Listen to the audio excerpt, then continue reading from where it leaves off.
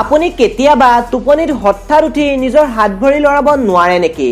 যেন আপুনি প্যাৰালাইসিস হৈ গ'ল আৰু যেতিয়া আপুনি চিঞৰিবলৈ চেষ্টা কৰে কিন্তু আপোনাৰ মাত নোলায়, যেন আপুনি বুবা হৈ গ'ল।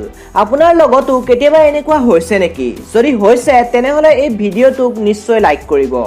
প্ৰত্যেকই বিচাৰে যে যাতে তেওঁ আৰামেৰে শান্তিৰে শুব পাৰে, কিন্তু এইটো বহুত ভয়ানক হয় যেতিয়া আমাৰ অনুভৱ হয় যে কোনোবা আমাৰ বুকুত আহি বহি গৈছে, যাৰ পিছত আমি না লৰচৰ কৰিব পাৰোঁ আৰু না চিঞৰিব পাৰোঁ। কিন্তু কিছু সময়ৰ পিছত সকলো নৰ্মেল হৈ যায়, যেন ইয়াত কোনো নাছিলে আৰু ই কেৱল এটা বেয়া সপোনহে আছিল। 2011 চনৰ ৰিচাৰ্জৰ পাছত গম পোৱা গ'ল যে পৃথিৱীত 7.6% মানুহৰ টোপনিত এইবোৰ অনুভৱ হয়, যাক শ্লিপ পেৰালাইচিছ নামেৰে জনা যায়। ৰেম এটনিয়া, ইয়াৰ কাৰণে মানুহে টোপনি চিঞৰিবলৈ লয় আৰু তেওঁলোকৰ শৰীৰৰ মুভমেণ্ট তেনেকুৱাই থাকে যেনেকুৱা তেওঁলোকে সপোনত দেখে, কিন্তু সাৰ পোৱাৰ পিছত আমি আমাৰ বডিটো লৰচৰ কৰিব নোৱাৰোঁ। এনেকুৱা মানুহৰ শ্লিপ পেৰালাইচিছৰ সময়ত 3 ধৰণৰ ভ্ৰম অনুভৱ হয়।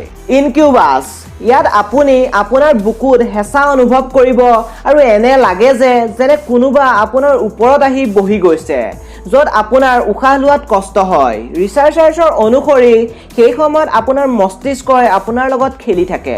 ইনট্ৰুডাৰ, ই শ্লিপ পেৰালাইচিছত হোৱা দ্বিতীয়টো ভ্ৰম হয়, য'ত মানুহে ৰুমৰ দৰ্জা বা খিৰিকীত এটা ছাঁ দেখা পায় যি একেৰাহে আপোনাক চাই থাকে, কিন্তু আচলতে তাত কোনো নাথাকে।